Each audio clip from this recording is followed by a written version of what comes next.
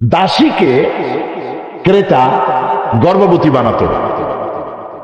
এরপরে যখন তার বাচ্চা পেটে বড় হতো, সেই সময় বন্ধু বান্ধবদের দাওয়াত দিত, ঘরের সামনে দাওয়াত দিয়ে বসাইয়া মদ পান করত।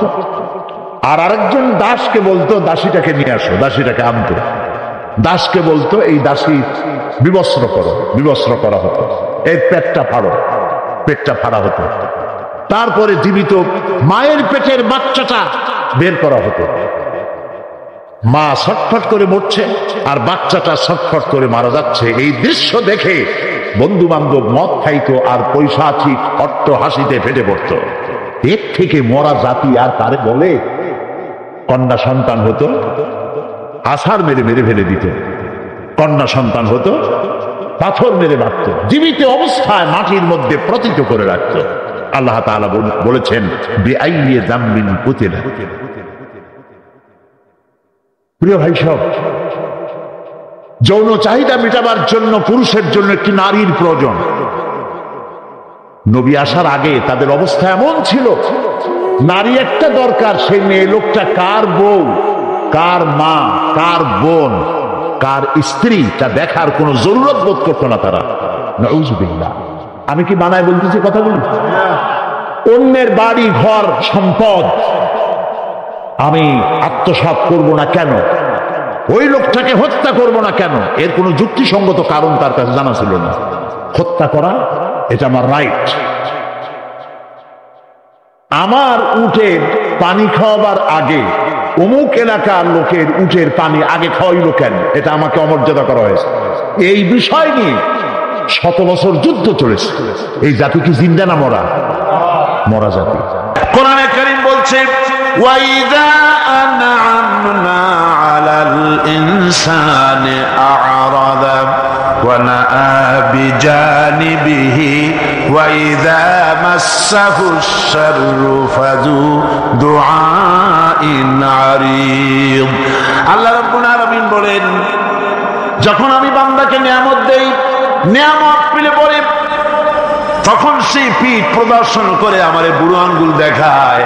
আর যখন বিপদ আসে তখন লম্বা চৌড়া দোয়া শুরু করে যায়। দেখেন না, যখন তুফান হয়, ঝড় হয়, টর্নেডো হয়, গর্কি হয়, প্রচন্ড ঝড় এসেছে, এই ঝড়ের মোকাবেলায় কাঁপতে থাকে, আল্লাহ আমারে বাঁচাও, রক্ষা করো। আল্লাহ যদি দয়া করে মেহেরবানি করে ঘরটারে বাঁচাই দিল, তারপরে সকালবেলা কয় যে আমার বাবা বড় বুদ্ধিমান ছিলেন, পাকা শাল কাঠের খুঁটি দিছিলেন আর তাল গাছের চৌকাঠ দিছিলেন, নইলে কি ঘর টিকতো, যে ধাক্কা লাগছিল। আল্লাহ কয় দেখো বাঁচাইলাম আমি, কানলো আমার কাছে, আর এখন প্রশংসা করে তাল গাছের আর ওর বাপ। বিপদে পড়লে আল্লাহর কথা খুব মনে ওঠে, আর বিপদ যখন যায় আর মনে থাকে না। এক বেচারা তুফানের মধ্যে পড়ছিল, নদীর ঢেউ, প্রচন্ড ঢেউ, বলতেছে আল্লাহ কোন রকম রহম করে আমার একটু খাল পর্যন্ত নিয়ে দাও, তারপরে আমি যাইতে পারবো না। বিপদ যখন আসে সে সময় আল্লাহর কথা খুব মনে পড়ে বান্দা, আর বিপদ যখন চলে যায় তখন আল্লাহকে বেমালুম মানুষেরা ভুলে যায়। এই জন্য তাওহীদের দাবি হচ্ছে মানুষ যেন শুকরগুজারকারী, কৃতজ্ঞতা স্বীকারকারী বান্দায় পরিণত হয়ে যাবে, সব জায়গায় শুকর করবে আল্লাহ। পানি খাবে, পানি পান করে বলবে আলহামদুলিল্লাহ, খানা খাবে বলবে আলহামদুলিল্লাহ, কোন একটা ভালো কাজ দেখবে বলবে আলহামদুলিল্লাহ। সমস্ত প্রশংসা হবে আল্লাহ রাব্বুল আলামিনের। কার হবে? আল্লাহ পাকের শুকরিয়া আদায় করতে হবে। সমস্ত ব্যাপারই শুকরিয়া, কৃতজ্ঞতা আল্লাহ। এই পম্পেই শহরটা হচ্ছে ঈসা আলাইহিস সালামের জন্মের 2000 বছর আগে এই শহর তৈরি হয়। ঈসা আলাইহিস সালামের জন্মের 179 বছর পর ভূমিকম্প হয়। সেই ভূমিকম্পে গোটা পম্পেই শহরটা পৃথিবীর মানুষের চোখের আড়াল হয়ে যায়, ধ্বংস হয়ে যায়, মাটির তলায় ভারত হয়ে যায়। আজ থেকে 200 বছর আগে মাটি খনন করতে গিয়ে এই শহর আবিষ্কৃত হয়। পুরা শহরটা খুঁড়ে তারা বের করেছে। 180 হেক্টর জমিনের উপরে এই বিশাল শহর। ঘুরে ঘুরে দেখলাম গাড়ি চলে না সেখানে, পায়ে হেঁটে দেখতে হলো। প্রশস্ত রাস্তা, আজ থেকে 4000 বছর আগের মানুষেরা রাস্তা বানাতে জানতো পাথর দিয়ে, এবং রাস্তার দুধারে তাদের ছিল ফুটপাত, পানির ব্যবস্থা, নগরায়নের সব রকমের সুযোগ সুবিধা। তারপরে সেখানে বিচারালয়, এরপরে দোকানপাট, বাজার ঘাট, সবকিছুর ব্যবস্থা রয়েছে। বিশাল বিশাল পাথরগুলি দিয়ে পিলার তৈরি করা। ভাবলাম এই পিলারগুলি, এই পাথরগুলি তারা কিভাবে ক্রেন ছাড়া এত উপরে উঠালো কি করে, আমার মাথায় আসলো না। পাথর কেটে কেটে সুন্দর সুন্দর অঙ্কন শিল্প তারা করেছে। এরপরে ঘুরতে ঘুরতে বাদশার রাজার বাড়িতে গিয়ে ঢুকলাম। সেখানে গিয়ে দেখলাম উলঙ্গ এত মূর্তি পাথরের তৈরি করা, পাথর কেটে কেটে দেওয়ালে যৌন মিলনের এমন কোন অশ্লীল ছবি নাই যা তারা সেখানে তৈরি করে না। উলঙ্গ মূর্তি আর উলঙ্গ যৌন মিলনের অসংখ্য ছবি দিয়ে এই এলাকা ভরা। তখন আমি বুঝলাম আল্লাহর গজব হওয়ার কারণটা কি, এই শহরটা মাটির নিচে হরপ হয়ে যাওয়ার কারণটা কি। আল্লাহ পাক জেনা ব্যভিচার যে দেশে বেশি হয় আল্লাহ পাক বরদাস্ত করেন। দুশ্চরিত্র যে দেশের মানুষ দুশ্চরিত্র হয়ে যায়, জেনা ব্যভিচার বেশি হতে থাকে, আল্লাহ হরপ করে দেন, গজব দেন। এই গজব এক এক সময় এক এক রকমের হয়ে আসে। কখনো মাটির নিচে দাবায় দেন, কখনো মহামারী, কোন দেশে কলেরা, কোন দেশে জলোচ্ছ্বাস, কোথাও ভূমিকম্প, আর সর্বশেষ এই জেনা ব্যভিচারের জন্য আল্লাহ পাকের চূড়ান্ত এই যৌনতার অশ্লীলতার জন্য চূড়ান্ত গজব বর্তমান বিশ্বের জন্য এই আল্লাহ পাক এই গজব দিয়েছে। বন্ধুগণ, আমি সেই জায়গা, আমি সেখানে যা দেখলাম যে আল্লাহ পাক পাহাড়গুলিকে কিভাবে উড়াবেন, এটা অস্বীকার করার কোনো উপায় নাই। বিশ্বাস তো করতামই। তবে হযরত ইব্রাহিম আলাইহিস সালাম যেমন বলেছিলেন, রব্বি আরিনি কাইফা তুহিল মাউতা, হে আল্লাহ তুমি মরাকে চিন্তা করবা কেমনে। আল্লাহ পাক বলেন আওয়ালাম তুমিন, তুমি বিশ্বাস করো না। ইব্রাহিম আলাইহিস সালাম বললেন বালা, অবশ্যই বিশ্বাস করি, ওয়ালাকিন লিয়াতমাইন্না কলবি, যদি চোখে দেখতাম তাহলে আমার অন্তরাত্মা খুব ঠান্ডা হতো। আল্লাহ রাব্বুল আলামিন চোখে দেখায় দিলেন জিন্দা কেমনে মুর্দা হবে, মুর্দা কেমনে জিন্দা হবে, আল্লাহ দেখায় দিলেন। পাহাড় উড়ায় দিবেন আল্লাহ রাব্বুল আলামিন। একথা কলিজার মধ্যে তার উপর ঈমান বিশ্বাস, কিন্তু আল্লাহ চোখে দেখাইছেন, ঈমান আরো মজবুত হয়েছে, যা ছিল আরো মজবুত হয়েছে। সুবহানাল্লাহ। আল্লাহর ভয়তে কলিজা কেঁপেছে। আমি পাহাড়ের উপরে কেঁদেছি, যার যার হয়ে কেঁদেছি। হুজুরের জামানায় একজন নবুয়তের দাবি করল, তার নাম ছিল মুসাইলামা কাজ্জাব। মুসাইলামা কাজ্জাব সে নবুয়তের দাবি করল। এখন হুজুরের মুয়াজ্জিন যিনি, তিনি তো আযান দিতেন, আশহাদু আন্না মুহাম্মাদার রাসূলুল্লাহ, পড়েন সবাই, আশহাদু আন্না মুহাম্মাদার রাসূলুল্লাহ। আযান আজও আমাদের সমস্ত মসজিদে আযানের আওয়াজ উচ্চারিত হয়। অর্থাৎ আমি সাক্ষ্য দিচ্ছি মুহাম্মদ সাল্লাল্লাহু আলাইহি ওয়াসাল্লাম আল্লাহর রাসূল। মুসাইলামার যে মুয়াজ্জিন ছিল, মুসাইলামা নিজেই জানতো যে আমি নবী না, ফাঁকি দিয়ে বেড়াচ্ছি। আর ওর যে মুয়াজ্জিন, সেও বুঝতো যেটা একটা ফাঁকি লোক। সেই জন্য মুসাইলামার মুয়াজ্জিন যে সে আযান দিত, আশহাদু আন্না মুসাইলামাতা ইয়াজআমু আন্নাহু রাসূলুল্লাহ, এ হলো ওদের আযান। ওর ধারণা, ও একথা বলছে যে আমি সাক্ষ্য দিচ্ছি মুসাইলামা ধারণা করে যে সে নবী। এটা হলো ওর আযান। এখন লোকেরা বলছে, মুসাইলামা আপনি তো নবুয়তের দাবি করলেন, তো মুহাম্মদ সাল্লাল্লাহু আলাইহি ওয়াসাল্লামকে তার উম্মতেরা বিভিন্ন বাগানে নিয়ে যায় বরকতের জন্য। উনি যে কুয়ার কাছের থেকে যান, পানি না থাকলে কুয়া ভরে যায়। যে বাগান থেকে যান, সে বাগানে ফসল কম থাকলে ফসল বেড়ে যায়। আপনি এই ধরনের কিছু কিরামতি মুজিজা আমাদের দেখান, তো তোমরা আমার নেও না, আমি দেখাবো কি করে, নিয়ে যাও। এরপরে যখন আরে নিয়ে যাওয়া হলো, দেখা গেল যে কুয়ার পাশের থেকে নিয়ে যায়, সে কুয়ায় পানি থাকলে তা শেষ। যে বাগানে নিয়ে যায়, সে বাগানের খেরমা খেজুর থাকলে তাও শুকায় সব শেষ। লোকেরা মনে করলো ওর উম্মতেরা যে কি এক পোড়া কবেলেন উনি পাইলাম, যে খালি যেখানেই যাই সেখানেই বিপদ, কি মুসিবত। এরপরে লোকেরা ধরলো যে মুহাম্মদ সাল্লাল্লাহু আলাইহি ওয়াসাল্লামের উপরে তো ওহী নাযিল হয়, তো আপনার ওহী কোথায়? কয় অপেক্ষা করো, ওহী আসতেছে। এরপরে সে সূরা কাউসারের সাথে প্যারোডি একটা বানায় বললো যে সূরা একটা এসে গেছে। কি সূরা? কয় যে ইন্না আতাইনাকাল আকাক ফাসাল্লি লিরাব্বিকা ওয়াজা ইন্না শানিয়াকা হুয়াল আবলা। এর অর্থ হচ্ছে নিশ্চয়ই আমি তোমাকে আকাক পক্ষী দান করেছি। হুতুম পেঁচা তোমাকে দান করেছে। এজন্য তুমি তোমার প্রভুর উদ্দেশ্যে জোরে সোরে চিৎকার মারো, ইন্না শানিয়াকা হুয়াল আবলাগ, নিঃসন্দেহে তোমার শত্রু তারা হচ্ছে শ্বেত এবং কৃষ্ণ বর্ণের। বলেন এর কোনো আগামাথা আছে? বরং এই সূরা যদি কেউ পড়ে, ইন্না আতাইনাকাল আকা ফাসাল্লি রাব্বিকা ওয়াসআক, তো এই বলতে গেলে তো বমি করে দেবে সে। আল্লাহ রাব্বুল আলামিনের কালাম কি সুন্দর, আর কি এর সাথে কি মিলাইতে আসছে। আল্লাহ রাব্বুল আলামিনের কালাম, তার মাধুর্য, তার লালিত্য, তার ভাষার গাম্ভীর্য, তার গতিময় ছন্দ মানুষকে মোহাবিষ্ট করে, চিত্তাকর্ষক, হৃদয়গ্রাহী, যা মানুষকে মুগ্ধ করে দেয়। আল্লাহ রাব্বুল আলামিনের কালাম কত সুন্দর। ওয়াশ-শামসি ওয়া দুহাহা ওয়াল কমারি ইযা তালাহা ওয়ান নাহারি ইযা জাল্লাহা ওয়াল লাইলি ইযা ইয়াগশাহা। কি সুন্দর মিল একটার সাথে আরেকটা।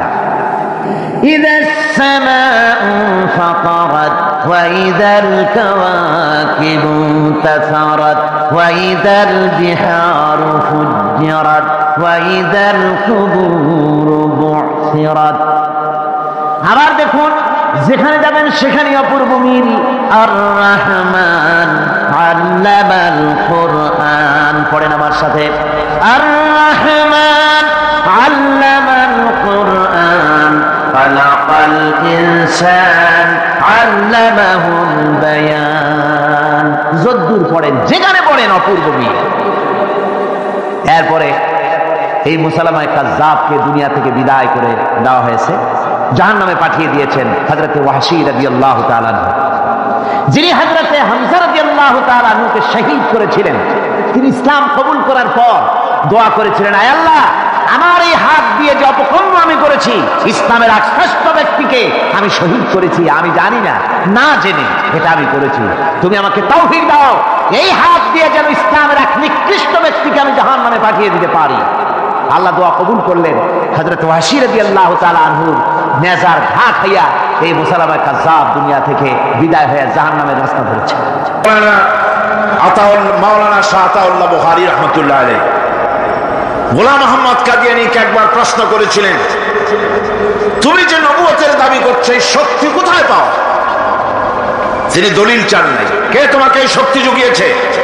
গোলাম আহমদ বলেছে, কোরআন জুগিয়েছে। কোরআন আমার সম্পর্কে বলেছে, ইয়াতি মিন বাদ ইসমুহু আহমদ, আমার পরে একজন আসবেন, হযরত ঈসা আলাইহিস সালাম বলেছেন, যার নাম হচ্ছে আহমদ, আমি তো সেই আহমদ। মাওলানা বুখারী বলেন, আরে বেটা, তোমার নাম তো গোলাম আহমদ।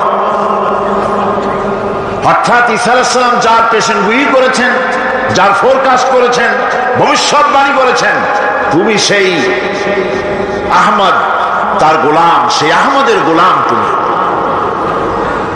গোলাম আহমদ বললেন, দেখুন, আমার নাম হচ্ছে গোলাম আহমদ। এখন আপনি যখন এটা নিয়ে তর্ক সৃষ্টি করলেন, তখন আমি বলতে চাই, আমার নামের প্রথম শব্দ বাদ দিয়ে দিলাম, এই নাম আর ব্যবহার করব না। আমার নামের প্রথম শব্দ হচ্ছে গোলাম। গোলাম বাদ দিলে আমি আহমদ হয়ে যাই, তাহলে তার আপনি আপত্তি করতে পারেন না। মাওলানা বুখারী বললেন, যদি তাই হয়, তাহলে নামের প্রথম শব্দ বাদ দেওয়া যদি জায়েজ হয়, তোমার ফতোয়া নিয়ে আমি আমার নামের প্রথম শব্দ বাদ দিলাম। আমার নাম হচ্ছে আতা আল্লাহ, আমার নামের প্রথম শব্দ বাদ দিলে আমি আল্লাহ হয়ে যাই। আর আমি আল্লাহ হয়ে বলছি, তোর মতো গাধাকে আমি নবুয়ত দেই নাই। এরপরে এই গোলাম মোহাম্মদ কাদিয়ানীর মৌত হলো। উম্মতেরা তালাশ করে পায় না, নবী গেল কই। 3 দিন পর দুর্গন্ধের চোটে অস্থির টয়লেটের দরজা খুলে দেখে জনমের মতো খাইয়া প্যাক ফুলিয়া শেষ হয়ে গেছে। এক শ্রেণীর লোক আছে, যে সরকার আছে সেই সরকার কি বলে, আপনার জন্য আমরা তো অপেক্ষা করতেছিলাম। এরা হলো বীরবলের মতো। সম্রাট আকবরের নাম মনে আছেন আপনাদের? তার কত রত্ন ছিল দেখছেন? কেউ কয় 5 রত্ন, কেউ কয় 6 রত্ন। ইতিহাস ভুলবেন না, ইতিহাস মনে রেখেন। নবরত্ন, নবরত্নের এক রত্ন ছিল, নাম হলো বীরবল। সম্রাট বাজারে গিয়েছে, তরকারি দেখতে গিয়ে বেগুন চোখে পড়েছে। বেগুন দেখে খুব লক্ষ্য করে দেখছে। বীরবল বলছে, জাহাপানা খুব পছন্দ নাকি? দেখতে তো খুবই সুন্দর। বীরবল বলছে, জাহাপানা এই যে বেগুন, এটার নাম হচ্ছে বাগুন, অর্থাৎ এর অনেক গুণ। এটা যদি ভর্তা করে খান আপনার মাথার চুল কখনো উঠবে না। এটা যদি ভাজি করে খান আপনার স্বাস্থ্য ক্রমেই ভালো হবে। এটা যদি আপনি তরকারি মাছের সাথে মিলায় খান আপনার রাজত্ব আরো দীর্ঘায়ু হবে। এই রকমের অনেক ফজিলত বয়ান করল। তারপরে বলে, ঠিক আছে কেন? ওগুলি কেনা হইল, ভূত রান্না হইল, জনমের খাওয়া খাইল আকবর। এখন বেগুন জন্মের খাওয়া খাইলে যা হয়, টয়লেট রিজার্ভ, মেজাজ খারাপ সম্রাটের। বীরবল এসে দেখে মেজাজ স্ট্রং হয়ে আছেন বাদশাহ। জাহাপানা কি হয়েছে? আরে বেটা, তুমি কি তরকারির ফজিলত বয়ান করলে? আমার তো পেটের ব্যথায় অস্থির। কয়, হুজুর এই একটা তরকারি নাকি, ওটার নাম তো বেগুন, ওর কোনো গুণই নাই। এটা খাইলে পরে কাখাউস হয়, পাচড়া হয়, এক্সিমা হয়, ব্রঙ্কাইটিস হয়, নিউমোনিয়া হয়। এটা খাইলে পরে কত লোক মারা গেছে কলেরা বসন্ত হইয়া। এটা কিন্তু তরকারি? আকবর কয়, সর্বনাশ, আমার তো পেটের ব্যথা সেরে গেছে তোমার এই বক্তৃতা শুনে। বলে, কিরকম? কালকেই বেগুনের এত ফজিলত বর্ণনা করলে আর আজকেই বেগুনের এত কুচ্ছা বলছো তুমি, একই মুখে দুই রকম। বীরবল বলছে, জাহাপানা কিছু মনে নেবেন না, আমি তো বেগুনের চাকরি করি না, আমি তো জাহাপানার চাকরি করি। কালকে আপনি বলেছেন বেগুন দেখতে সুন্দর, আমার পক্ষে যদ্দূর সম্ভব ফজিলত বয়ান করেছি। আজকে আপনি বলছেন বেগুন খারাপ, আর আমি কি খারাপ খারাপ হয়ে ভালো করি আমার কল্যাণে হারাবো নাকি? আমার দেশের সচিব থেকে শুরু করে সর্বস্তরের অফিসারদের বলবো, সরকারকে খুঁজে করার জন্য ইসলামের বিরুদ্ধে পদক্ষেপ নেবেন না, ইসলামের পক্ষে থাকুন। এই কথা কখনো ভুলে যাবেন না। আল্লাহ রাব্বুল আলামিন আপনাদেরকে সিংহের মতো, আপনাদেরকে ব্যাঘ্রের মতো ইমানি মজবুতির সঙ্গে ইমানের দায়িত্বের সাথে সরকারি দায়িত্ব পালনের তৌফিক আমার আল্লাহ যেন দান করেন, দোয়া করি। আর ঘরকে হেফাজত করো। কাজী যার ঘর আমি তাকে বলে এসেছি, তার যদি দায়িত্ব থাকে তিনি নিশ্চয়ই ওটাকে হেফাজত করবেন। আমার যেটার দায়িত্ব সেই উঠভেড়াগুলি তুমি ফিরায় দাও। আল্লাহ পাক তখন আব্রাহার হস্তি বাহিনী ধ্বংস করলেন, বাইতুল্লাহকে হেফাজত করলেন। মুসলমানের জীবনে শ্রেষ্ঠ স্লোগান নারে তাকবীর। আসতে বললেন কেন?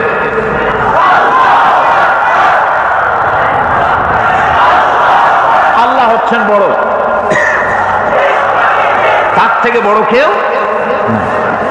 আমি চিন্তা করি মাঝে মধ্যে, কিছু মনে নেবেন না, আমি মাঝে মধ্যে চিন্তা করি যে সমস্ত রাজনৈতিক দলের লোকেরা মুসলমান, আর রাজনৈতিক মতপার্থক্য থাকতেই পারে, যে কোনো দল করতেই পারে, কিন্তু এমন রাজনৈতিক দল আমি কেন করব মুসলমান হয়ে যেই রাজনৈতিক দলের মিছিলে আর মিটিং এ আল্লাহু আকবার স্লোগান দেওয়া যাবে না?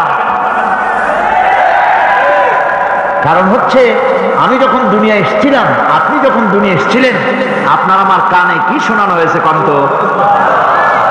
আজান শোনানো হয়েছে। দুনিয়া এসে আমি প্রথম কি শুনেছি? আল্লাহু আকবার, এটাই শুনেছি। আজানের প্রথম শব্দ কি? নামাজের প্রথম শব্দ কি? ইকামতের প্রথম শব্দ কি? জানাজা, জীবনের শেষ নামাজ, এটার প্রথম শব্দ কি? এটা শেষ শব্দ কি? তাহলে এর সিগনিফিকেন্সটা কি? এর অর্থটা হচ্ছে আমার জন্ম থেকে মৃত্যু পর্যন্ত জীবনের সকল ক্ষেত্রে আমাকে বলতে হবে, স্বীকার করতে হবে, মানতে হবে, নিতান্ত গোলামের মতো মানতে হবে আল্লাহু আকবার। আল্লাহর চাইতে শ্রেষ্ঠ কেউ। মুসলমানদের বলবো, এই স্লোগান চালু করো, যে দলে থাকো, নেতাদের বলো দুনিয়ার সব স্লোগান দিতে পারবো, কিন্তু আল্লাহু আকবার বলতে পারবো না। এটা যদি নিষেধ করা হয়, এমন দলের কপালে আগুন লাগুক। আমি মুসলমান, আমি মুসলমানের সন্তান। মিছিলে মিটিং এ সর্বত্র আমার প্রথম স্লোগান নারায়ে তাকবীর।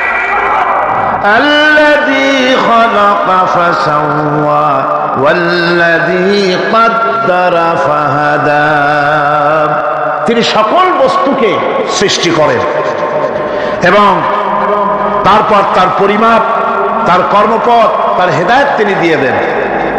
তার মানে হচ্ছে তিনি সৃষ্টি করেন, সামঞ্জস্য রাখেন, পরিমাপটা ঠিক করেন এবং পথের নির্দেশ দেন।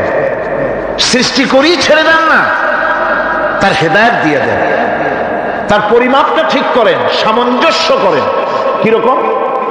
দেখুন, আপনি যখন দাঁড়ান তখন আপনার পায়ের উপরে হাঁটু থেকে হাঁটুর নিচের যে অংশটা পা পর্যন্ত, ওইটাকে কি কয়? পা, নলা। এই তো ঠিক বলছেন, নলা। আপনারা আমাকে সাহায্য করবেন যেখানে আমি আটকে যাই। নলা, এই নলাটা পায়ের সেন্টারে যদি রাখা হতো, বোঝেন ভালো করে, পায়ের সেন্টারে এই জায়গাটা, এটা ধরুন পা, এই জায়গাটায় যদি হতো পায়ের নলাটা, হয় সিটায় পড়তেন না হয় ফুটোয় পড়তেন।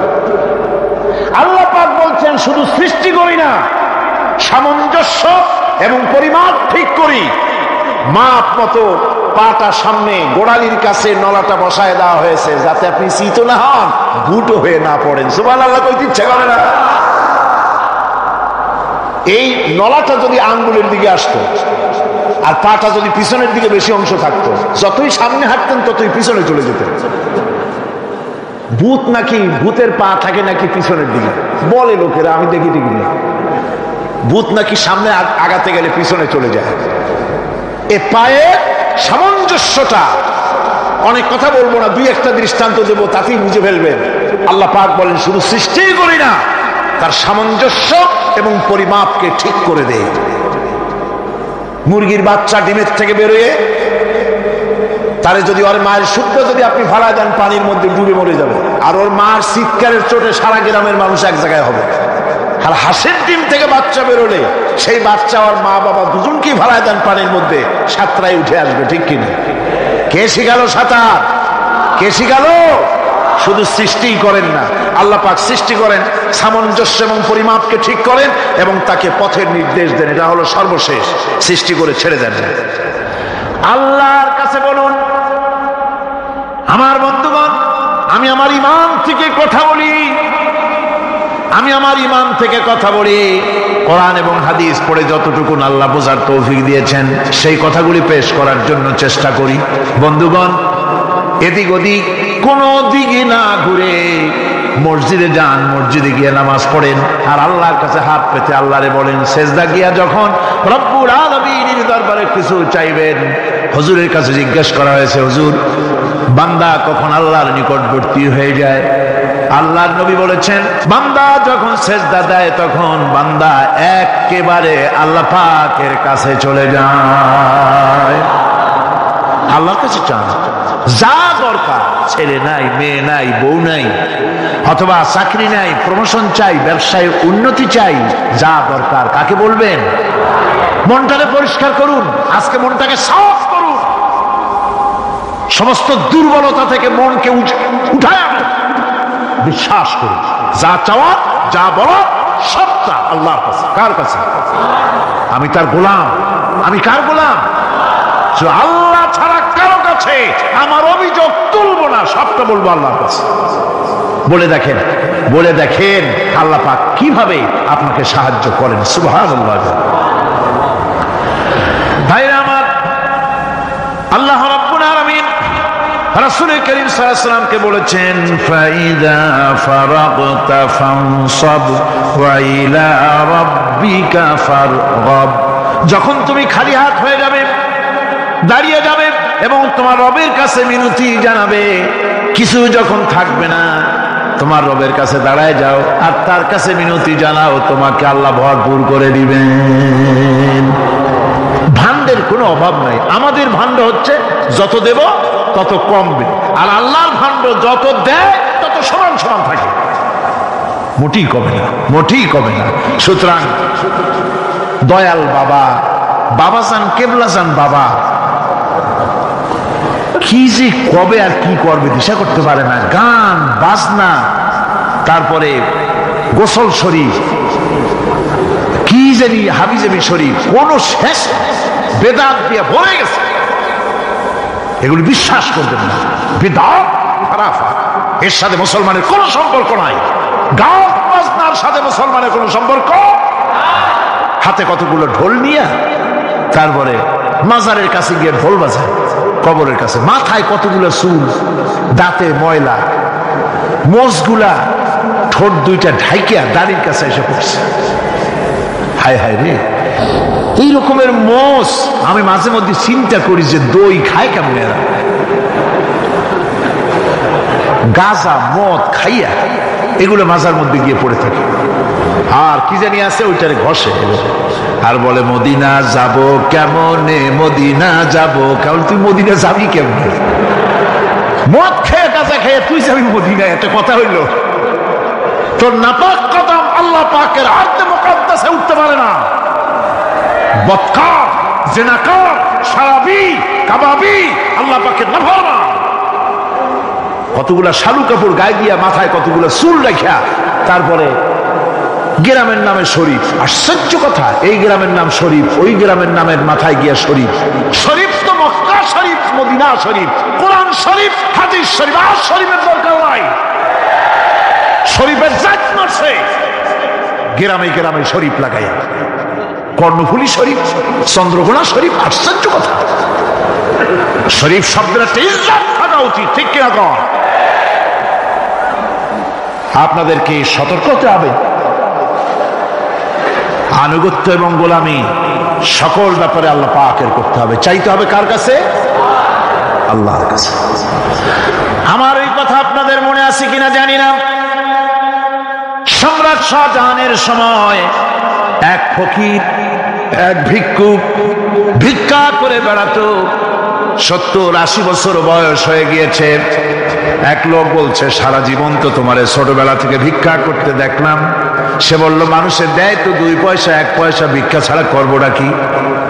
লোকটি বলল, তোমার একটা পরামর্শ দেই, একদিন সম্রাটের কাছে গিয়ে যে দেখো, একবারে যা দেবে খাইয়া কুলাইতে পারবে না। সম্রাট শাহজাহান কোথায় আছে এখন? দেখো গিয়া মসজিদে আছে। লোকটি মসজিদের বাইরে গিয়ে দেখে সম্রাট একা হাত তুলে বসে আছে। চোখ থেকে পানি পড়তেছে দর দর করে, দাড়ি ভিজে জামায় পড়তেছে। বহুক্ষণ দাঁড়িয়ে আছে। এরপরে সম্রাট তার মুনাজাত শেষ করে বেরিয়ে আসছেন। ফকিরের সঙ্গে দেখা। ফকির বলল, আসসালামু আলাইকুম। তিনি বললেন, ওয়ালাইকুম আসসালাম ওয়া রাহমাতুল্লাহ। ফকির রওনা করেছে। বাদশা বলছে, তুমি তো একজন ভিক্ষুক মানুষ বলি মনে হয়, আমার কাছে তো কেউ কিছু না চাইয়া যায় না, তুমি যে কিছু না চেয়েই চলে যাচ্ছ। ভিক্ষুক বলছে, জাহাপানা, সত্যি কিছু চাইতে এসেছিলাম আপনার কাছে, কিন্তু আপনার অবস্থা দেখে আমার জ্ঞানের চোখ খুলে গেছে। আমি দেখতে পেলাম আমি যে সম্রাটের কাছে ভিক্ষা চাইতে আসলাম, আমি তো শুধু তাকায় আছি, আমি তো কান্দি না, বরং আমি যার কাছে চাইতে এসেছি তিনি আমার চাইতে আরো নগণ্য ভিক্ষুকের মতো হয়ে কার কাছে যেন হাত পেতে চোখের পানি ফেলে কান্দে।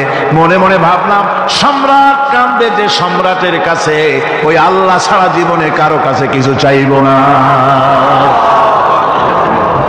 আল্লাহর কাছে চাওয়ার অভ্যাস করুন, তিনি দিতে পারেন, সবকিছু তার আছে। এই বিশ্বাস মনের ভিতরে জমাতে হবে, তাহলেই সত্যিকারের মুসলমান আমরা হব। আল্লাহ পাক সত্যিকারের গোলাম আমাদেরকে বানাবেন। আমরা বলি আমিন।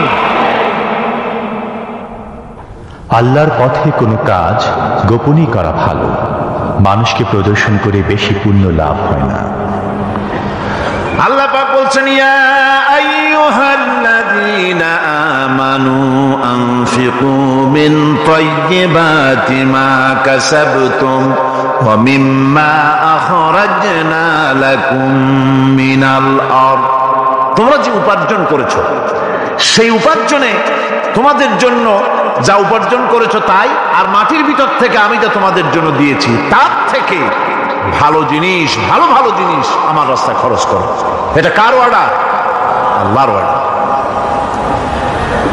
আর খরচ করার জন্য ওয়ালা তায়াম্মামুল খাবিসা মিনহু তুনফিকুন, খরচ করার জন্য বাইসা বাইসা খারাপ জিনিসগুলি খুঁজে বেড়াইও না, ভালো জিনিসগুলি আমার রাস্তায় খরচ করো। আর যতদূর সম্ভব গোপনে দিও, যতদূর সম্ভব দান গোপনে করো। মানুষকে শুনায় না অমুক জায়গায় দিলাম, বা মানুষের দেখায় দেখায় দিও না। কোন কোন শহর আছে কোরবানির সময় বিরাট গরু কেনা হয়, সেই গরুর গলায় মালা দিয়া তারপরে শহরে রাস্তায় রাস্তায় ঘুরানো হয়, অমুক মিয়া সাহেব এই গরুটা কোরবানি করবে। এরকম চিটাগংয়ে হয় না, অন্য অন্য জেলায় হয়। জি, এখানেই বেশি তাই আশ্চর্য কথা। তাহলে তো উচিত, এরকম যদি উদ্দেশ্য হয় তাহলে বড় মিয়াও গরুর সাথে একসাথেই হাঁটা উচিত। লোকেরা বুঝুন কোন বড় মিয়া আর কোন বড় গরু। আপনি এটা করলেন কি জন্য? এই কাজটা তো নিন্দনীয় কাজ। আর প্রতিযোগিতামূলক কোরবানি করা, প্রতিযোগিতামূলক 35,000 টাকার গরু কোরবানি করা হলো, মানে না। মানুষকে শুনাইয়া, মানুষকে দেখাইয়া যদি করা হয় কোনো ফল পাওয়া যাবে না। আমার বন্ধুগণ, আল্লাহ রাব্বুল আলামিন বলছেন মানুষকে দেখাবার জন্য দান সদকা করো না। ইন তুবদুস সাদাকাতি ফানি'ম্মা হিয়া ওয়া ইন তুখফুহা ওয়া তু'তুহাল ফুকারা ফাহুয়া খায়রুল লাকুম ওয়া ইউকাফিরু আনকুম মিন সাইয়্যাতিকুম।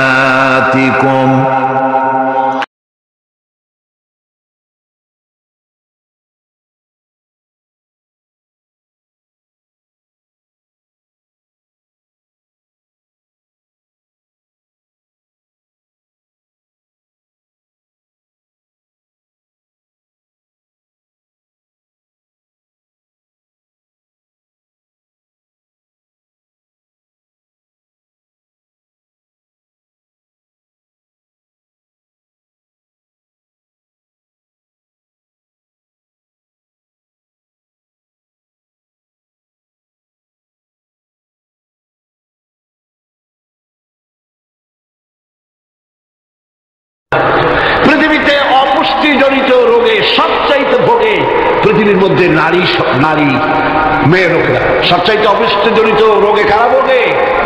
মেয়ে লোকেরা। সেদিকে আপনাদের লক্ষ্য রাখা দরকার। আপনার সন্তান ধারণ করেছে, আপনার বংশকে রক্ষা করার দায়িত্ব পালন করছে স্ত্রী। তার সন্তান, তার পেটে যখন সন্তান এসেছে তখন তাকে ভিটামিন খেতে দিতে হবে, ক্যালসিয়াম খেতে দিতে হবে, দুধ খেতে দিতে হবে, মাছ খেতে দিতে হবে, শাক খেতে দিতে হবে, গোশত খেতে দিতে হবে, ভালো ভালো খাবার তাকে দিতে হবে। এটা দেওয়া দায়িত্ব আপনার। তার রক্তগুলি সব সন্তানের মধ্যে চলে যাচ্ছে। এখন দেখুন আল্লাহ রাব্বুল আলামিন কি করছেন? রক্তগুলি নাভির ভিতর থেকে, পাইপের মধ্য থেকে শরীরের মধ্যে আল্লাহ দিয়ে দিচ্ছেন। মুখের মধ্যে দিয়ে আল্লাহ খাওয়ার নাই, মুখটাকে আল্লাহ পাক পবিত্র রেখে দিলেন, যাতে করে দুনিয়া আসার পরে বান্দা যেন ওই পবিত্র মুখ দিয়ে আল্লাহ রাব্বুল আলামিনের নামের জিকির করতে পারে। দুনিয়া যখন আসলো, সন্তান যখন দুনিয়া আসলো, লাইনটা কেটে গেল। কয়টা লাইন ছিল? বুঝেন না কথা? মার্কেটের মধ্যে লাইন ছিল কয়টা খাবারে? একটা লাইন ছিল। যখন দুনিয়া আসলো সঙ্গে সঙ্গে লাইনটা কেটে দেওয়া হলো।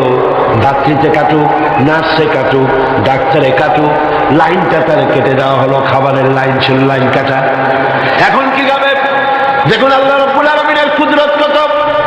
মায়ের খেদমত কেন করবেন?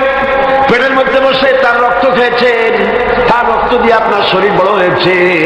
আর দুনিয়া আসার পর যখন একটা লাইন কেটে দেওয়া হলো, লাইন একটা কেটে গেল, আল্লাহ পাক বুকের মধ্যে দিয়া মায়ের বাচ্চার মুখের মধ্যে ডবল লাইন চালু করে দিবেন।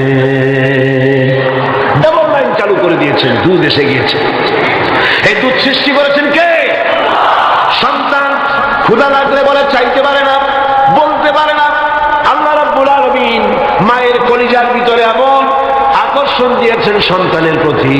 সন্তান যখনই ক্ষুধা লাগে, সন্তান কাঁদতে থাকে, আর কান্নার আওয়াজে মায়ের কলিজার ভিতরে অসহ্য বেদনা শুরু হয়ে যায়, সন্তানের প্রতি আকর্ষণ সৃষ্টি হয়ে যায়। যত কাজ থাকুক না কেন সব ফেলে দিয়ে মা দৌড়ে গিয়ে কলিজার টুকরা সন্তানকে বুকের সাথে জড়াইয়া ধরে।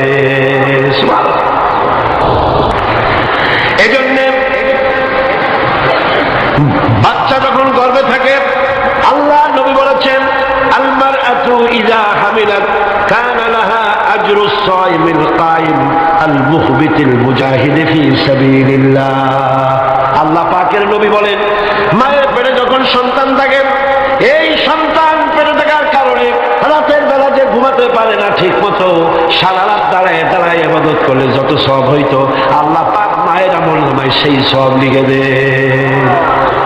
মা যে খেতে পারে না ঠিক মতো খেতে পারে না, এই জন্য 10টি মাস রোজা রাখতে পারে যে সওয়াব হতো মায়ের আমলনামায়, আল্লাহর নবী বলেন রোজার সওয়াব আল্লাহ পাক তার আমলনামায় লিখে দেন। সে যে কষ্ট বরদাস্ত করে, এই কষ্ট বরদাস্ত করার জন্য পেটে ধারণের কষ্ট আর ডেলিভারির কষ্ট বরদাস্ত করার কারণে পুরুষেরা জিহাদ করে যে সওয়াব পাবে, মা সন্তান পেটে ধরে ডেলিভারি করে সন্তান মানুষ করে সেই জিহাদের সওয়াব পাইয়া যাবে। জোরে বলে সুবহানাল্লাহ। আমার বন্ধুগণ, এই সওয়াব আল্লাহ পাক মানুষকে দান করেছেন। মা বাপের খেদমত করতে বলেছেন, মাকে ভুলে যেও না, মায়ের প্রতি শ্রদ্ধাশীল হও, মায়ের জন্য আল্লাহর কাছে দোয়া করো, আমার কাছে মা বাপের জন্য প্রার্থনা করো। রব্বির হামহুমা কামা রাব্বায়ানি সগীরা। পড়েন সবাই, রব্বির হামহুমা কামা রাব্বায়ানি সগীরা।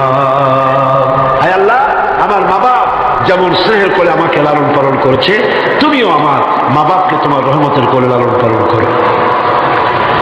এখানে একটা জিনিস লক্ষ্য করো, হামালাতহু উম্মুহু ওয়াহনান আলা ওয়াহনি, ওয়াহনান আলা ওয়াহনি। শান্তির পর শান্তি, কষ্টের পর কষ্ট, অর্থাৎ পেটে ধরার কষ্ট, ডেলিভারির কষ্ট। এই যে কষ্ট মা বহন করছে, এই কষ্টের ঋণ মানুষ সন্তানেরা কোনোদিন শোধ করতে পারবে না। পারবে? সন্তান যদি তার বুকের চামড়া দিয়া মায়ের জন্য এক জোড়া জুতা তৈরি করে দেয়, পিঠের চামড়া নয়, সন্তান যদি তার বুকের চামড়া দিয়া মায়ের পায়ের এক জোড়া যদি জুতা তৈরি করে দেয়, মায়ের এক ফোঁটা দুধের হক আদায় হবে না। আল্লাহ পাক বলছেন, وَإِنْ جَاهَدَاكَ عَلَىٰ أَن تُشْرِكَ بِي مَا لَيْسَ لَكَ بِهِ عِلْمٌ فَلَا تُطِعْهُمَا وَصَاحِبْهُمَا فِي الدُّنْيَا مَعْرُوفًا।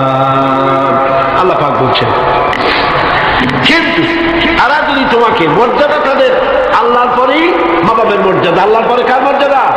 সন্তানের কাছে মা বাপের মর্যাদা। কিন্তু তারা যদি তোমাকে আমার সাথে এমন কাউকে শরীক করার জন্য চাপ সৃষ্টি করে যাকে তুমি চেনো না, আমার শরীক হিসাবে জানো না, তাহলে ফালা তুতিউহুমা, তাহলে অবশ্যই তাদের সে কথা মানবে না। সুবহানাল্লাহ, মানবে না। মা বাপের কথা কতটুকু মানা যাবে এবং কতটুকু মানা যাবে না, সে ব্যাপারেও শরীয়ত ঠিক করে দিয়েছে। আহমদ এবং নাসাই এই 3টি হাদিসে এই দৃষ্টান্তটা এসেছে এই আয়াত নাজিলের প্রেক্ষাপট সম্পর্কে। এই আয়াতটি নাজিল হয়েছে হযরত সাদ বিন আবি ওয়াক্কাস রাদিয়াল্লাহু তাআলা আনহুর ব্যাপারে। তিনি 18 বা 19 বছর বয়সে ইসলাম কবুল করেন এবং ইসলাম কবুল করার পর তার মা হামনা বিনতে সুফিয়ান, আবি সুফিয়ানের ভাইজি, তিনি দারুণভাবে অসন্তুষ্ট হয়ে গেলেন এবং তিনি অনির্দিষ্ট কালের জন্য ধর্মঘট করলেন, অনশন ধর্মঘট। অনশন ধর্মঘট কিন্তু নতুন কিছু না, আগেও ছিল। এই অনশন ধর্মঘট শুরু করলেন এই কথা বলে যে যতক্ষণ পর্যন্ত তার ছেলে সাদ বিন আবি ওয়াক্কাস যতক্ষণ পর্যন্ত আল্লাহর প্রতি ঈমান প্রত্যাহার করে শিরকিয়াতের দিকে ফিরে না আসবে, ততক্ষণ পর্যন্ত তিনি অনশন ভাঙবেন না, তিনি কিছু খাবেন না। যার মা দলিল হিসেবে পেশ করলেন ছেলের সামনে যে দেখো পুত্র, তোমার কোরআন অনুযায়ী আমার হুকুম মানা, আল্লাহর হুকুম, আমার হুকুম তোমাকে মানতে হবে। আর আমার সাথে নাফরমানি করার অর্থ হচ্ছে আল্লাহর সাথে নাফরমানি করা। আল্লাহ অর্ডার করেছে, আমার হুকুম তোমাকে মানতে হবে। এখন তুমি ওই তাওহীদকে ছেড়ে দিয়ে এই শিরকিয়াতের দিকে আমি যেদিকে আছি সেদিকে ফিরে আসো। হযরত সাদ বিন আবি ওয়াক্কাস রাদিয়াল্লাহু তাআলা আনহু তিনি অত্যন্ত পেরেশান বোধ করলেন যে আমি এখন করবোটা কি। তিনি রাসূল করিম সাল্লাল্লাহু আলাইহি ওয়াসাল্লামের খেদমতে হাজির হলেন এবং ঘটনার বর্ণনা করলেন। এই ঘটনা যখন বর্ণনা তিনি করলেন রাসূলের কাছে, তখন সূরা আনকাবুতের এই আয়াত নাযিল হলো, ووصينا الإنسان بوالديه حسنا। উপদেশ দেওয়া হয়েছে মানব গোষ্ঠীকে তারা যেন তার মা বাপের প্রতি ইহসান করে, উপকার করে। কিন্তু وإن جاهداك لتشرك بي ما ليس لك به علم فلا تطعهما। কিন্তু তারা যদি তোমার উপরে শিরক করতে চাপ সৃষ্টি করে অবশ্যই তাদের অনুসরণ করবা না। খবরদার, মা বাপ যদি আল্লাহর হুকুমের বাইরে যদি কিছু বলে সেই হুকুম মা বাপের পালন করা, যারা বলেন পালন করা যাবে না। কোন অবস্থাতেই মা বাপের সেই হুকুম পালন করা যাবে না। আয়াতটির ব্যাখ্যা হচ্ছে যে মা বাপের হক তো সবচাইতে বেশি কোনো সন্দেহ নেই, কিন্তু সেই মা বাবাই যদি মানুষকে শিরক করতে বলে তাহলে এই শিরক করতে পারবে না। কারণ হলো আল্লাহ পাকের সাথে কাউকে শরীক স্থাপন করা যাবে না, কারণ তাদের অবৈধ আব্দা সন্তানের অমান্য করাই জরুরি। এর দলিল হচ্ছে মা লাইসা লাকা বিহি ইলম, যে ব্যাপারে তোমার জানা নাই আল্লাহর সাথে শরীক করবা এরকম কোন শরীকদার এই পৃথিবীতে কেউ নাই এবং এ সম্পর্কে তুমি জানোই না, সুতরাং তুমি আল্লাহর সাথে মা বাপের কথা মতো কাউকে শরীক স্থাপন করতে পারবে না। তাই মা বাবা যদি ভুলের উপরে থাকে তাহলে সন্তান সেই ভুলকে মানতে পারবে না, সন্তান সেই ভুলকে মানবে না। মা বাপ যদি ছেলে ইসলাম কবুল করেছে, মা বাপ ইসলাম কবুল করে নাই, এমন অবস্থা যদি হয় তাহলেও সেই মা বাপের সাথে খারাপ ব্যবহার করা যাবে না। ব্যবহার করতে হবে কি? ভালো ব্যবহার। কি করতে হবে?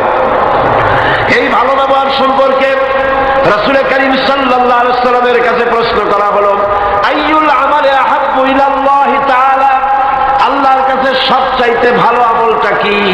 রাসূল করিম সাল্লাল্লাহু আলাইহি ওয়াসাল্লাম জবাব দিলেন, আসসালাতু আলা ওয়াক্তিহা, নামাজ তার ওয়াক্ত মতো আদায় করা, এটাই হলো সবচাইতে ভালো আমল। সাহাবী প্রশ্ন করলেন, তারপরে কি? রাসূলুল্লাহ বললেন, বিররুল ওয়ালিদাইন, মা বাপের খেদমত করা, এটাই হলো সবচাইতে ভালো কাজ। আরেকজন প্রশ্ন করলেন, মান আহাক্কুন নাসি বিহুসনি সাহাবাতি, হে রাসূল সবচাইতে আমার কাছে ভালো ব্যবহার পাওয়ার হক কার? আল্লাহর নবী বলেন, উম্মুক, তোমার মা। সাহাবী প্রশ্ন করলেন, সুম্মা মান, এরপরে কে? রাসূল বললেন, উম্মুক, তোমার মা। তারপরে কে? হুজুর বললেন, তোমার মা। তারপরে কে? হুজুর বললেন, তোমার পিতা। মার মর্যাদা কয় গুণ বাড়লো? কয় গুণ বাড়লো? 3 গুণ বেড়ে গেল। কার চাইতে? বাপের চাইতে মায়ের মর্যাদা কয় গুণ? 3 গুণ বেশি বেড়ে গেল।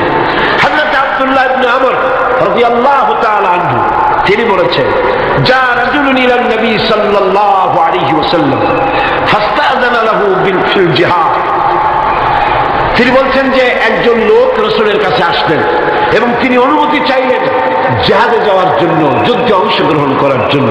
ফাকালা আহাইয়ুন ওয়ালিদাক, রাসূল জিজ্ঞেস করলেন, তোমার পিতামাতা কি জীবিত আছেন? তিনি জবাব দিলেন, ক্বালা নাম, আমার মা বাবা জীবিত আছে। ক্বালা ফাফিহিমা ফাজাহিদ, চলে যাও বাড়ি, মা বাবার খেদমত করো, এটাই তোমার জন্য জিহাদ। জোরে বলেন সুবহানাল্লাহ। আর যদি মা বাপ বেঁচে নাই, দুজনের একজন আছে, তার খেদমত করে তাকে খুশি করে যদি সকাল করে, জান্নাতের একটা দরজা তার জন্য খুলে যায়। ওয়ামান আমসা আসিয়ান লিল্লাহি ফি ওয়ালিদাইহি আসবাহা লাহু বাবানি মাফতুহান মিনান নার, আর যদি মা বাপকে অসন্তুষ্ট করে আল্লাহ যে হুকুম করেছে সেই হুকুম অনুযায়ী মা বাবার খেদমত না করে, মা বাবার সাথে নাফরমানি করে যে সন্ধ্যা করলো, নবীজি বলেন তার জন্য জাহান্নামের 2টা দরজা খোলা হয়ে যায়।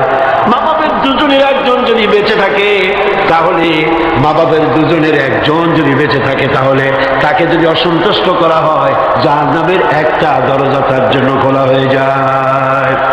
সাহাবী প্রশ্ন করলেন, قال رجل وإن ظلمه قال وإن ظلمه।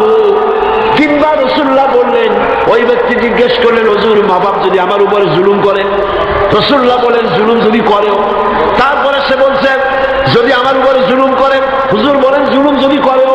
আবার প্রশ্ন করলেন, আমার উপরে মা বাপ যদি জুলুম করে? রাসূলুল্লাহ বলেন, জুলুম যদি করেও খবরদার তুমি মা বাবার সাথে নাফরমানি করবে না। সুবহানাল্লাহ। মা বাবার খেদমত করো, কপাল খুলে যাবে। কি খুলে যাবে? আমার বন্ধুগণ, হযরত ইবনে আব্বাস রাদিয়াল্লাহু তাআলা আনহু আরো বলেন, আন ইবনে আব্বাস রাদিয়াল্লাহু তাআলা আনহু আন্না রাসূলুল্লাহ সাল্লাল্লাহু আলাইহি ওয়াসাল্লাম قال قال من ولد باق ينظره إلى والديه نظرة رحمة إلا كتب الله بكل نظرة حجة। আল্লাহ নবী বলেন, হযরত ইবনে আব্বাস রাদিয়াল্লাহু তাআলা আনহু বর্ণনা করেছেন, রাসূলুল্লাহ বলেছেন, কেউ যদি তার মা বাপের দিকে যদি মহব্বতের নজরে, ভালোবাসার নজরে যদি তাকায়, তাহলে তার আমলনামায় একটা কবুল হজের সব আল্লাহ পাক আমলনামায় লিখে দিবে। একজন প্রশ্ন করলেন, যদি এক সাহাবী প্রশ্ন করলেন, ইয়া রাসূলুল্লাহ, যদি কোন সন্তান তার মা বাপের দিকে দৈনিক 100 বার তাকায় তো কি হবে? আল্লাহ নবী বললেন, জেনে রাখো, 100 বার যদি দৈনিক মা বাপের দিকে রহমতের নজরে, ভক্তির নজরে, ভালোবাসার নজরে যদি তাকাও, আল্লাহ পাক তোমার আমলে আমলে 100 কবুল হজের সব লিখে দিবে। আল্লাহর সামনে কোনো অভাব নেই। তাই বলে আবার কেউ মনে করেন না যে হজ যখন ফরজ আছে, এত কষ্ট করে টাকা টাকা খরচ না করিয়া মহব্বতের নজরে বাপের দিকে তাকাইতে, এতে কিন্তু কাম হবে না। উল্টো পাল্টা চিন্তা করবেন না, চিন্তাটা ঠিক মতো করে যার উপরে ফরজ হয়েছে যাই আদায় করতে হবে। এখানে আল্লাহ পাক সওয়াব দিবেন, এই সওয়াবে আপনার হজ যে ফরজ হয়ে আছে সেই দায়িত্ব কিন্তু আদায় হবে না। আর মা বাবার খেদমত যদি করেন, তাহলে আপনার দুনিয়ার ফায়দাটা কি?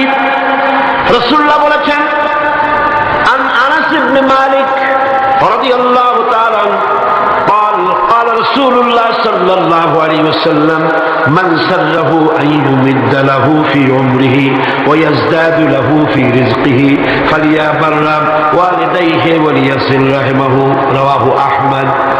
আল্লাহ নবী বলেন, হযরত আনাস বিন মালিক রাদিয়াল্লাহু তাআলা থেকে বর্ণিত, আল্লাহ নবী বলছেন, কেউ যদি দুনিয়াটা রিজিক বাড়াতে চায়, সম্মান বাড়াতে চায়, হায়াত বাড়াতে চায়, সে যেন তার মা বাপের খেদমত করে। মা বাপের খেদমত যারা করবে, মা বাপের সম্মান যারা করবে, আল্লাহ পাক তার রিজিকে বরকত দান করে দিবে। রিজকে কোনোদিন অভাব হবে না। কবরের কাছে গিয়া, মাজারের কাছে গিয়া বলা লাগবে না, ইয়া খাজা মেরা মতলব কো পুরা করে দে, এটা বলা লাগবে না, এটা বলা লাগবে না। আপনার রিজকে বরকত হয়ে যাবে। মা বাপ যদি আপনাকে আপনার জন্য দোয়া করে, এ দোয়া কবুল।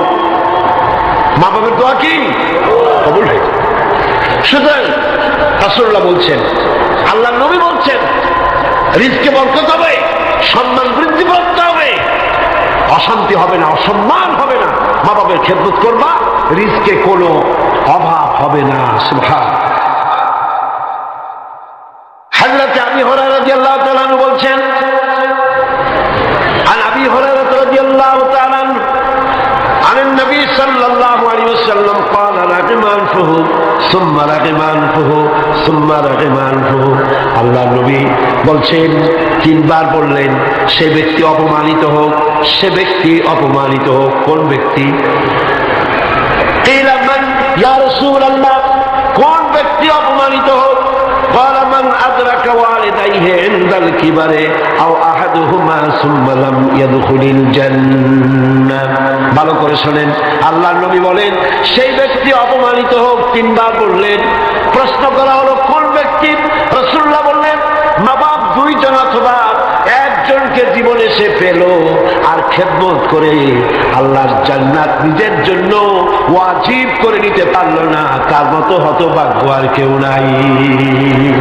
মা বাপ যাদের আছে প্রাণ ভরে তাদের খেদমত করো, তাদের খেদমতে আল্লাহ পাক কিসমত খুলে দেবে। আবু দাউদ শরীফের একটি হাদিস শুনুন।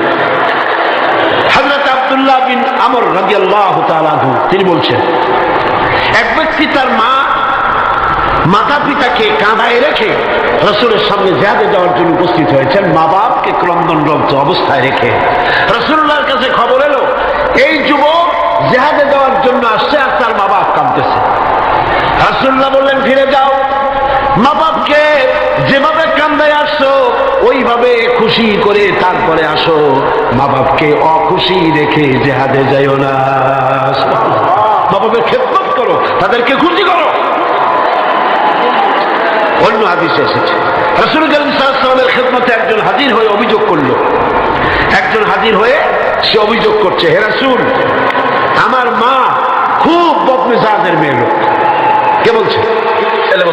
এক যুবক বলছে রাসূলের কাছে গিয়ে, আমার মা খুব বদমেজাজের মানুষ। অভিযোগ। প্রিয় নবী তার জবাবে বললেন, হে যুবক, 9 মাস ধরে অব্যাহত ভাবে তোমার মা যখন তোমাকে গর্ভে ধারণ করেছিল তখন তো তোমার মায়ের মেজাজ খারাপ ছিল না। তোমার মা যখন তোমাকে পেটে ধরে রাখছিল তোমার মেজাজ খারাপ ছিল? আরে কি সুন্দর কথা। পেটের ভিতরে একটা জীবিত মানুষ, একটা জীবিত মানুষের পেটের মধ্যে আর একটা জীবিত মানুষ, সে চুপ করে বসে নাই, কেন দিয়ে গুঁতা মারতেছে, হাতও দিয়ে গুঁতা মারতেছে। আমার তো মনে হয় যে এই রকমের যদি পুরুষের হইতো, পুরুষের যা মেজাজ খারাপ, দুনিয়া আসার সাথে সাথে ঠ্যাং ধরে আসার মারতো যে পেটের মধ্যে বসে এত নড়াচড়া করছি রেখা। আর মায়ের অবস্থাটা দেখেন, এত কষ্ট পেটে ধারণ করার, ডেলিভারি যখন করল 10 মাসের পেটে ধরার কষ্ট আর ডেলিভারির কষ্ট, ডেলিভারিতে তো কত কষ্ট হয় সে কথা আল্লাহ ছাড়া আর কেউ জানে না। এই ডেলিভারি যখন হয়ে যায়, মা যখন হুঁশে এলো, মা প্রথমেই জানতে হয় কি হয়েছে আমারে দেখাও। সন্তান যখন মায়ের চোখের সামনে তুলে ধরা হয়, আমার আল্লাহ পাক বলেন মায়ের 10 মাসের পেটে ধরার কষ্ট আর ডেলিভারির কষ্ট সন্তানের চেহারা দেখার সঙ্গে সঙ্গে মায়ের মন থেকে আমি আল্লাহ মুছে ফেলে দেই। রাসূলুল্লাহ বলছিল, যুবক, আজকে তুমি বলতেছো তোমার মায়ের মেজাজ খারাপ, কিন্তু 9 মাস যখন পেটের মধ্যে তুমি ছিলা তখন তোমার মেজাজ খারাপ হয় নাই। যুবক তখন পাল্টা জবাব দিল, হে রাসূল, আমি মিথ্যা কথা বলছি না, আমার মা সত্যই তার মেজাজটা দারুণ খারাপ। হুজুর বললেন, সে যখন রাতের পর রাত জাগতো আর তোমারে দুধ খাওয়াইতো, তোমার মা গভীর রাত্রে ঘুমায়, তুমি চিৎকার করতেছো, ঘুম ভাঙা তোমারে কোলে নিয়ে দুধ খাওয়াইলো, 2.5 বছর পর্যন্ত জ্বালাইছো মায়ের বুকের দুধ খাইয়া, দিনে দুপুরে রাত্রে কত কষ্ট দিছ, তখন তো তোমার মায়ের মেজাজ খারাপ ছিল না। আরে খেতে বসেছে মা কি করে, সকলকে আগে খাওয়ায়, স্বামীরে খাওয়াইলো, মেহমান খাওয়ালো, বাচ্চাদের খাওয়ালো, সব শেষে সামান্য তরকারি আর ভাত আছে, খাইতে বসছে সব শেষে, বাচ্চারে কোলে নিয়ে, বাচ্চা পায়খানা করে দিয়েছে কোলের মধ্যে। মা বিরক্ত হইল না, বিরক্ত হলো না, খাবারের থালাটা সবাই রেখে মা বাচ্চাকে কোলে করে নিয়ে বাচ্চাকে সাফ করালো, নিজের কাপড় চোপড় সাফ করলো, তারপরে ক্রন্দনরত বাচ্চার মুখে 2-3টা চুমা দিয়া তারপর আবার খাইতে বসলো। যেই মা তোমারে নিয়া এভাবে করে 2.5 মাস পর্যন্ত বুকের দুধ খাওয়া তোমারে বড় করলো, তখন তো তোমার মায়ের মেজাজ খারাপ ছিল না। যুবক বলছেন, হে রাসূল, আমার মা আমাকে নিয়ে যত কষ্ট করেছে আমি সে কষ্টের হক আদায় করে দিয়েছি। আমি তাকে হক আদায় করছি, যার তার খাবার দিয়েছি, পরার দিয়েছি, তারে নিয়ে হজ করেছি, হক আমি আদায় করে দিয়েছি। আল্লাহ নবী জিজ্ঞেস করলেন, সত্যি কি তুমি হক আদায় করছো? কয়ে হ্যাঁ, আমি হক আদায় করে দিচ্ছি। প্রিয় নবী জবাবে বললেন, তুমি তো বলছো যে হক আদায় করেছো, কিন্তু আমার প্রশ্ন হচ্ছে তুমি কি তোমার মায়ের সেই কষ্টের বদলা দিতে পেরেছো যে কষ্ট তোমাকে ভূমিষ্ঠ করার সময় তোমার মায়ের হয়েছিল? তোমাকে ডেলিভারি করার সময় তোমার মায়ের যে যন্ত্রণা হয়েছিল সে হককে আদায় করতে পেরেছো? কিয়ামত পর্যন্ত আদায় করতে পারবে না। খবরদার মা বাবার সঙ্গে নাফরমানি করবে না। মাতা পিতার সাথে যারা নাফরমানি করে তাদের কপাল পুড়ে যায়। একজন প্রশ্ন করেছেন, হে রাসূল, আমার মা বাপ তো জীবিত নাই, আমি খেদমত কিভাবে করব? কিভাবে তাদের খেদমত করব? আমি তো বেয়াদবি করে ফেলেছি, অনেক নাফরমানি করেছি, করবোটা কি? এখন আমার উপায় কি? রাসূল করিম সাল্লাল্লাহু আলাইহি ওয়াসাল্লাম বলেছেন, এর জন্য উপায় আছে, 4টা পদ্ধতি আছে। 4 পদ্ধতিতে মা বাপের মৃত্যুর পরে তাদের খেদমত করা যায়। করিম সাল্লাল্লাহু আলাইহি ওয়াসাল্লাম বলেছেন, এর জন্য উপায় আছে, 4টা পদ্ধতি আছে। 4 পদ্ধতিতে মা বাপের মৃত্যুর পরে তাদের খেদমত করা যায়। কয়টা পদ্ধতি মুখস্থ করেন। মা বাবার সাথে যারা নাফরমানি করেছেন অথবা করেন নাই, মা বাপ মরে গেছে, এখন আপনার দায়িত্ব আছে। কয়টা? 4টা। খেসাল আরবা, 4টা পদ্ধতি আছে। আদ-দুআ লাহুমা ওয়াল ইস্তিগফার লাহুমা ওয়াল ইনফাক আহাদিহিমা ওয়া ইকরামু সাদিকিহিমা। 4টা পদ্ধতিতে মৃত্যু মা বাপের খেদমত আপনি করতে পারেন। 1 নম্বরে হলো তাদের জন্য দোয়া করেন, সূরা ফাতিহা পড়েন, সূরা ইখলাস পড়েন। 3 বার সূরা ইখলাস পড়বেন, 1 বার কোরআন শরীফ খতম করার সওয়াব হয়ে যাবে। 1 বার সূরা ইয়াসিন পড়বেন, 10 বার কোরআন শরীফ খতম করার সওয়াব আমলনামায় লাগা হয়ে যাবে।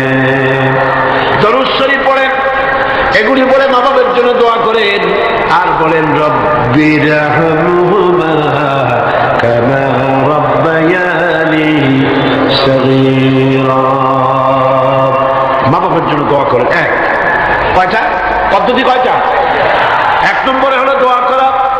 2 নম্বরে ইস্তিগফার, মা বাবার জন্য ক্ষমা চাওয়া আল্লাহর কাছে। আল্লাহকে বলতে হবে, রব্বুল আলামিন, আমার মা বাপ মানুষ, অন্যায় করেছে, ভুল করেছে, গুনাহ করেছে, গুনাহ হইতে পারে। আল্লাহ তুমি দয়া করে আমার মা বাপের জিন্দেগি গুনাহটা মাফ করে দাও। বলেন আমিন। আরো বলতে হবে, আল্লাহ পাক আমার মা বাপ জীবনে যত গুনাহ করেছে তাদের জীবনের সাইয়্যাত গুলি হাসানাত দিয়া তুমি বদলাইয়া দাও। তুমি যদি ইচ্ছা করো তাহলে তো আমার মা বাপ যে গুনাহ করছে এই গুনাহগুলি তুমি নেকির পাল্লায় নেক বানায় উঠাই দিতে পারো। পারে না? পারে না? সেভাবে দোয়া করো। 3 নম্বরে তাদের ওয়াদা পূরণ করো। মা বাপ যে সব ওয়াদা করে গেছেন, পূরণ করতে পারেন নাই, মা বাপের ওয়াদাগুলি পূরণ করে দাও। 4 নম্বরে মা বাপের যেসব বন্ধু আছে, মায়ের যেসব বান্ধবী আছে, তাদের সঙ্গে সম্মানজনক আচরণ করো। মাঝে মধ্যে তাদেরকে হাদিয়া দিও। পিতার আত্মীয়দের, পিতার বন্ধুদের সাথে বাপের মতো শ্রদ্ধা করো, সম্মান করো। 3 জনের দোয়া, মুস্তাজাবুদ দাওয়া। 3 জন। কয়জন? 3 জন। পীর সাহেবের দোয়া, মৌলানা সাহেবের দোয়া, সুফি সাহেবের দোয়া কবুল হইতেও পারে, নাও হইতে পারে। কোনো গ্যারান্টি নেই, গ্যারান্টি নেই। হইতেও পারে, নাও হইতে পারে। কিন্তু আল্লাহর নবী 3 জনকে গ্যারান্টি দিয়েছেন। মুসাফির, প্রবাসী, তার দোয়া কবুল হবে। যেমন পাকিস্তান থেকে যাবে আশরাফিয়ার মুহতামিম হযরত মাওলানা ফজলুর রহিম সাহেব এখানে উপস্থিত হয়েছেন, আসরের নামাজ পড়ছেন। প্রবাসী মুসাফিরের দোয়া কবুল হবে, বলেন সুবহানাল্লাহ। আবার মাজলুম ব্যক্তি, অত্যাচারিত ব্যক্তি যদি দোয়া করে আল্লাহ পাক তার দোয়া মঞ্জুর করে নেবেন। আর মা বাপ যদি সন্তানের জন্য দোয়া করে অবশ্যই সেই দোয়া কবুল হয়ে যাবে। অবশ্যই মা বাপের দোয়া কবুল, কোনো সন্দেহ নাই। লা শাক্কা ফি ওয়ালা রাইবা ফি। মা বাপ দোয়া করলে কবুল হবেই হবে। সুবহানাল্লাহ। এখন এই আয়াতের শেষ দিকে আল্লাহ পাক বলছেন, ফালা তুতিউহুমা ওয়া সাহিবুহুমা ফিদ দুনিয়া মারুফা। মা বাপ যদি মুশরিক হয়, মুশরিকা হয়, তাহলে তাদের সাথে আচরণটা কিন্তু খারাপ করা যাবে না। কথা বুঝতে পেরেছেন? আচরণ খারাপ করা যাবে না, আচরণ ভালো করতে হবে, ভালো হতে হবে। সদাচার করো, সদাচরণ করো। মা বাপ যদি অমুসলিম হয়, গুনাহগার হয়, এমনকি মা যদি বেশ্যা হয়, তোমার কাছে মা মাই, খবরদার মায়ের সাথে নাফরমানি করতে পারবে না। কথা বুঝে আসছেন? মাথায় ঢুকতেছে? মাথায় ঢুকতেছে? এবার দেখুন হযরত আসমা বিনতে আবি বকর রাদিয়াল্লাহু তাআলা আনহা, তিনি বলছেন আন আসমা বিনতে আবি বকর রাদিয়াল্লাহু তাআলা আনহা قالت قدمت علي أمي وهي مشركة في عهد رسول الله صلى الله عليه وسلم। রাসূলুল্লাহ যুগে আমার মা মুশরিক অবস্থায় আমার বাড়ি আসলো। আমি প্রশ্ন করলাম, হে রাসূল, হে রাসূল, আমার মা আমার বাড়িতে আসছে, আমি কি তার সঙ্গে আত্মীয় জড়িত ব্যবহার করব নাকি? আমার মা হিসাবে তার সাথে আমি সেরকম ব্যবহার করব নাকি? অথচ তিনি ইসলামের প্রতি বেজার, আপনার প্রতি নাখোশ, আল্লাহর প্রতি নাখোশ, ইসলাম তিনি ভালোবাসেন না। আমার বাড়ি আসছে, আমি তার মেয়ে, আমি এখন তার খেদমত করা বা তার প্রতি ভালো ব্যবহার করা আমার জন্য কি রকম হবে আপনি বলেন? নবীজি বললেন, অবশ্যই তুমি তোমার মায়ের সাথে সম্মানজনক, আত্মীয়তাজনক, মায়ের সাথে সন্তান যেমন ব্যবহার করে সেই ব্যবহার করা লাগবে। মা মুশরিকা হতে পারে, ব্যবহার পাবে সে সন্তান যে ব্যবহার করা উচিত সেই ব্যবহারই পাবে। এই জন্য যাদের মা এবং পিতা মুশরিক বা মুশরিকা, তাদের জন্য সন্তান কেঁদে কেঁদে আল্লাহর কাছে দোয়া করবে। তোমার মা যদি বেনামাজি হয়, তোমার বাপ যদি বেনামাজি হয়, তাহলে তাদের নসিহত করতে গিয়া আঙ্গুল উঁচু করে, চোখ রাঙাইয়া, মাথায় ধমক দিয়া, ধমকের সুখে সুরে বাবাকে কথা বলতে পারবা না। পায়ে ধরে বলো মাকে, পিতাকে পায়ে ধরে বলো, মা বাপ, হে আমার মা বাবা, নামাজ পড়ছেন না, এটা জাহান্নামের রাস্তা, অনুগ্রহ করে নামাজ পড়ুন, ধমক দেওয়া যাবে না। সুবহানাল্লাহ।